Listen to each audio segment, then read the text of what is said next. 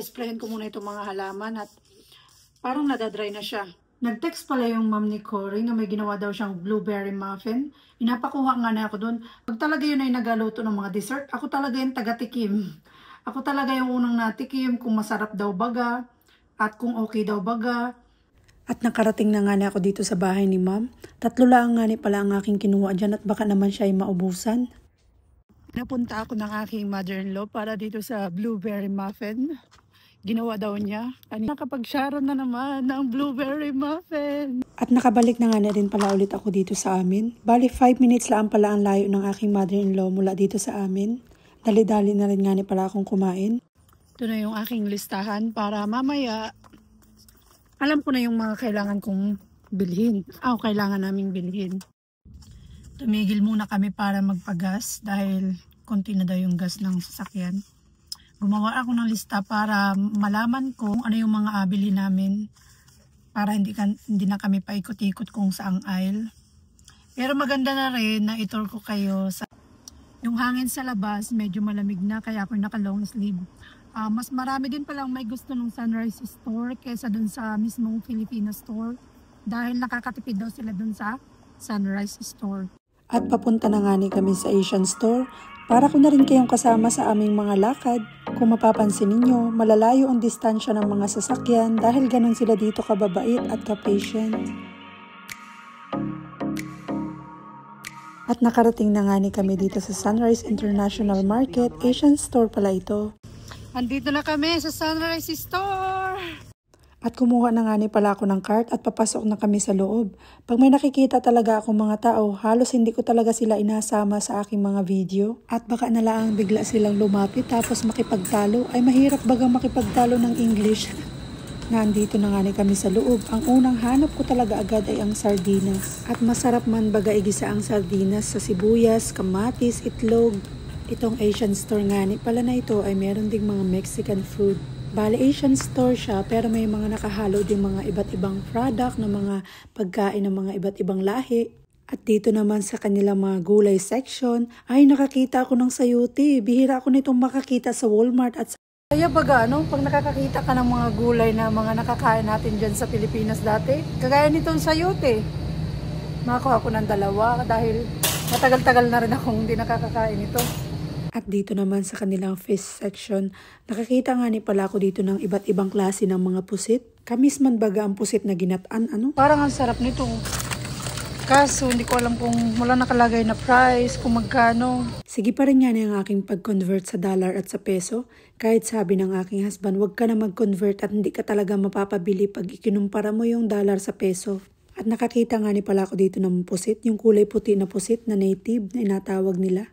Alin kaya nga kuhain ko? Parang mas masarap itong parang pula yung balat. Na ito yung mga tahong. Yung mga tahong dito wala nang bakayan. Nakatanggal na siya sa bakayan. Pero iba pa rin talaga yung mga seafoods natin dyan. Wala talagang makakatalo sa seafoods ng Philippines. Lalo na pag Tiangge, tuwing linggo, mabibili mo ng mura. Tapos fresh pa talaga. Naghahanap nga ni pala ako dito ng galunggong na maliliit.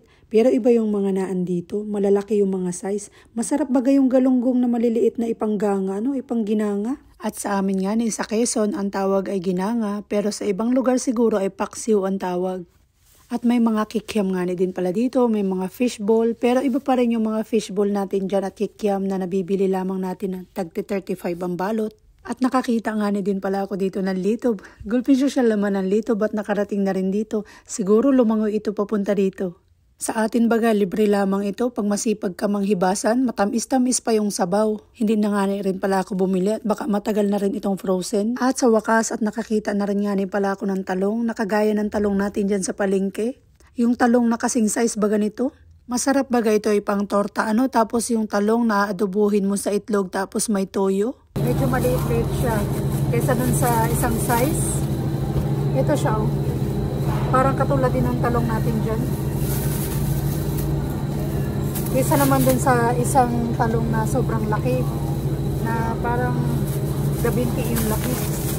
And kumuha ko ng 3. Na ito rin, may mga saging na rin sila dito na saba. Nung unang punta ko dito, mga hinog na masyado. Pero ito ngayon, maganda ito pang pinakro, tapos pang nilupak, niyubak. Nakakamiss din talaga kumain ng mga ganito. Dahil matagal-tagal na rin akong hindi nakakakain ng mga saging na saba. At may nakita na rin pala akong mga ampalaya. Ito, halos mag 1 year na ako dito hindi nakakakain ng ampalaya. Doon sa isang store na pinuntahan namin, walang mga gulay na ampalaya. Kaya kumuha na rin nga ni pala ako ng 2 balot nitong ampalaya. Masarap bagay itong igisa sa itlog. May nakita akong siomay, ready to cook na siya. Pero, hindi to Filipino product. Parang Chinese dito yung may-ari ng store. Pero, kinuha ko na rin para naman matry ko baga kung ano yung lasa. Na ito, may balot. Nakakamiss din bagang kumain ng balot. At mura dyan sa atin. Magkano kaya ang presyo nito? Nyan, mapapalumudlaway ka na lamang at $12 tapos 6 na peraso lamang. Meron na ding 2-in-1 oh. Kaso, meron pa akong toyo. Ang kailangan ko lamang ay suka. Pero, mas maganda na rin siguro itong 2 para naman may reserva. Meron din sisig na pang flavor. Try ko din pala ito para malaman ko kung anong lasa. Leto nga ni din pala sila dito ng Mamacita's Seasonings. Mamimili ka na lamang kung ano bagang alutuin mo at para mailagay mo. Bumili nga ni pala kami ng 6 na Mamacita's Seasonings para sa mga alutuin ko. Ito, nakita ko na naman ang mga tukso kahit baga ayaw mong bumili. Pag naandito ko na ay mapapabili ka na lang din talaga.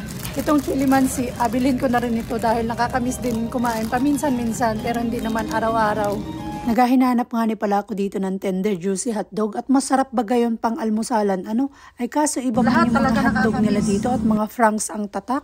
At meron din pala dito mga iba't ibang flavor ng longganisa. At meron din sila dito mga slice na bangus at mga bangus belly. Kayo rin baga ang inakuha ninyo yung nasa likod na nakadisplay? Dahil hindi ko talaga inakuha yung mga nasa front na display. Parang sa pakiramdam ko, pag nasa unahan nakadisplay, yun yung mga matatagal ng product. At na ito nga rin pala yung mga Mexican sauce. Pero ang hanap ko pa rin talaga ay Mang Tomas, ketchup, yung mga ganyan baga. At na ito talaga ang hanap ko, ang sukang pinakurat. Mura-mura siya.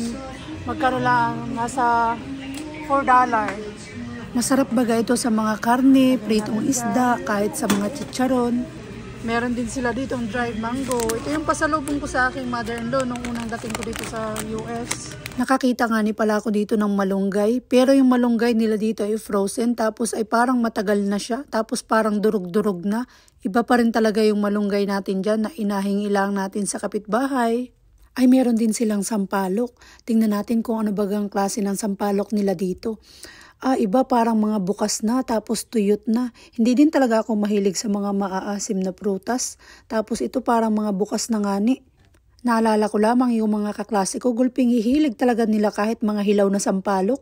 Kanina pa kita inahanap, naligo ka, na ito ka lang pala kasama ni Mega. Ngayon ko nga nila pala nalaman ulit na mayroon na palang iba't ibang flavor ang century tuna. Merong afritada, merong with calamansi, merong adobo style. Bumili na nga rin pala ako niya ng 5 peraso. Na ito din yung mga nakasanayan nating chicherya, merong mga oshi, tempura at iba't iba pa. Pero naiwas talaga ako sa mga ganyan chicherya at mahirap na nga rin magka-UTI. Masarap din lang nga silang tingnan, pero hindi din talaga ako mahilig dyan sa chicherya na yan. Meron din sila dito mga star margarine, yung mga gusto kong palaman. Cheese whiz pimiento. Gustong gusto ko talaga ito. At kaso makuha rin ako ng star margarine dahil magapinakro ako. Meron akong saging na saba. Maganda itong partner. At dito naman sa mga bigas nilang nakadisplay, meron din pala sila ditong sinandoming, dinorado at pandan. Pero meron pa akong bigas kaya hindi muna ako bumili ng bigas. Gulping saya ko nga pa nakakakita ako ng mga Filipino product dahil inatangkilik din nila kahit Chinese yung may-ari dito ng store. Meron din sila ditong tubo pero nakalagay sa lata. Yung inasip-sip, yung tubo inagawang asukal. At meron din silang langka, jackfruit. Kaso, iba yung lasa niyan, tsaka parang sobrang lambot na. Ang saya baga sa pakiramdam kapag nakakakita ka ng mga Filipino foods, lalo na pag yung malayo ka. Parang buong isang buwan masaya ka. Ready na kami mag-check out at ayun, nabili ko na rin naman na yung mga gusto kong bilhin. Na ito nakapila na nga kami para mag-check out. At nabili ko nga na yung mga gulay na inahanap ko, yung upo, talong, sayote. Ito pala yung store pero hindi ko talaga inadama yung mga tao at baka nalang bigla bagang magalit. Yan ang aking husband, siya ang naglagay ng aming mga pinamili sa counter. At kahit baga sabihin kong tulungan ko siya, sabi niya siya na lamang daw. Nakaka-inlove talaga ang kanyang act of service. Siya na ang nagbayad tapos siya pa ang nagalagay sa counter. Pauwi na kami, tapos na kaming mag-check out. At papunta na nga ni kami sa aming sasakyan. Kahit baga mainit, pero yung hangin, gulping lamig. Hindi mo baga alam kung saan ang gagaling ang lamig. At meron pa nga ni pala kami nga isang apuntahan na Asian store, ang Bangkok International Grocery Store. Kaya isasama ulit namin kayo para makita din ninyo kung ano bagang meron doon sa Bangkok International Grocery Store nila.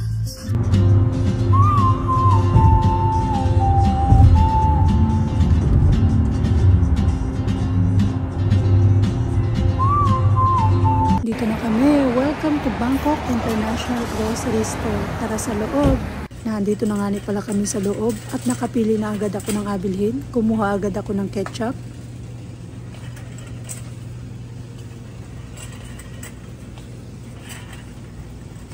Nakakita agad ako ng Ovaltine, tsaka Milo. Ang hanap ko talaga dyan ay Bear Brand pero wala silang tinda. Tapos meron din silang mga Nescafe 3-in-1. Nahihirapan nga din pala ako mag-push ng cart dahil makipot lamang yung kanilang space. Nandito rin yung mga food color ng mga Thai, tapos yung mga spices nila, tapos yung mga maaanghang na inaamoy. Mostly, ang mga product nga ni pala talaga nila dito ay mga pang Thai. Kaunti lamang yung mga Philippine product. Tapos yung mga product nila dito, nasa 80% puro pang Thailand. Tapos yung mga product ng pang Philippines ay nasa 20% lamang. Mas priority talaga nila yung kanila. Pero pumayag naman yung may-ari na mag-vlog ako dito sa loob. At pauwi na nga ni pala kami. Ito pala yung labas ng Bangkok International Grocery Store.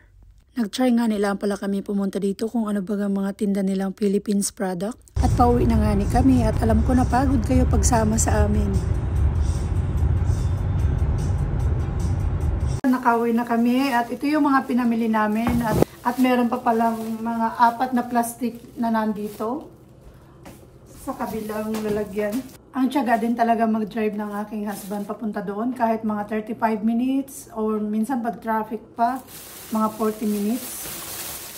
Kahit di ako nagagala dito sa kahit saan sa estate, basta nabibilhan niya ako ng Filipino food, kontento na ako doon. Ito, yung boneless na bangus, masarap siya. Tapos, ikaw na lang yung magatimpla. At siomai, hindi siya made in Philippines, pero itry ko na rin kung ano bagang lasa nito. Yung puset pala na nakita ko kanina, itong ganitong kulay, pero binalik ko yung isa dahil puro ulo lang pala ang laman. Kumuha ako ng buo talaga, yung hindi lang siya puro ulo.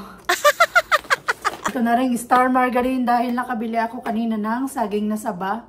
Perfect ito magkasama dahil pwede na rin akong makagawa ng pinakro. At ito na rin mga frozen foods. Merong iba't ibang flavor ng longganisa. Merong sweet longganisa. Manilas Hawaiian ang nakalagay. Tapos dito naman ay Martin Pure Foods. Skinless longganisa. Amang isa sweet hamonado pork longganisa. Magnolia din naman ang tatak.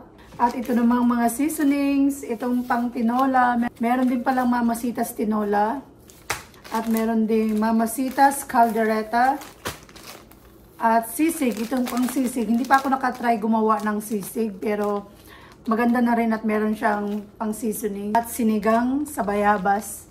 Ito, hindi ko pa siya na-try. Pero dati, nakatikim na ako ng sinigang sa sampalok. Yung karne, tapos alagyan mo siya ng sampalok. Kompleto ako ng mga seasonings. At gulping saya ko nga ni kanina, nakakita ako ng ampalaya. Dahil wala ito dun sa binilhan namin na una na Filipino store. Dito ko lang talaga nabili sa Sunrise. Mag-isang taon na ako dito. Ngayon lang ulit ako makakakain ng ampalaya. At hindi rin ito mawawala, itong saging na saba. Dahil gustong gusto ko talaga itong nilaga o ilabon. Tapos kahit asuka lamang, masarap na siya. Ito gulay na upo, tapos talong. Ito yung talong na kasize ng talong dyan sa Pilipinas. Yung talong dito na malaki, parang wala siyang lasa. Pero American size din ang nakalagay dun sa parang tag nila. At meron pa rin pala akong mga canned goods na pinamili. Merong Pure Foods. Mas gusto ko yung Pure Foods kaysa dun sa Argentina dito. Ito, 2. Tapos, syempre, ang Ligo, hindi mawawala. Number 1 talaga din ito sa listahan. Masarap bagay yung Ligo na igisa sa itlog, ano? Itlog, bawang, sibuyas. Tapos, Rino. Kumuha ko ng isang Rino. Panglagay ko din sa spaghetti. Meron akong spaghetti dyan na binili ko nung nakaraan. Tapos 2 century tuna. Ay, 5 pala. 5 century tuna. Merong with calamansi flavor. Merong afritada style. At meron ding 2 afritada style. That's it, guys. Ito yung mga pinamili namin. Nagpapasalamat talaga ako sa aking husband dahil malayo yung pagpunta doon, pero siya talaga yung nag-effort na siya talaga yung nagsabi na pumunta kita ng Filipino store dahil wala ka ng mga Filipino food sa freezer. At dito din sa aming pantry, napansin din niya na wala na raw akong Filipino foods dahil alam niyang mahilig ako magluto. Kaya ito rin, sukang pinakurat. Gustong gusto ko talaga ito dun sa mga inabili namin chicharon dito. Tapos yung mga prinitong karne, o kahit sa pritong isda, kahit saan talaga ito i-partner. Iligan Philippines pala ito ginawa. Masarap talaga siya kahit yung, lalo na yung paubos na, andun talaga yung flavor niya. At ito nga ni pala yung mga pinamili namin doon sa Sunrise Asian Store. Thank you so much, my love, for all of this. Good for 2 months na rin ito, sa dami baga naman. At ito nga ni pala yung pinamili namin sa Thailand grocery store.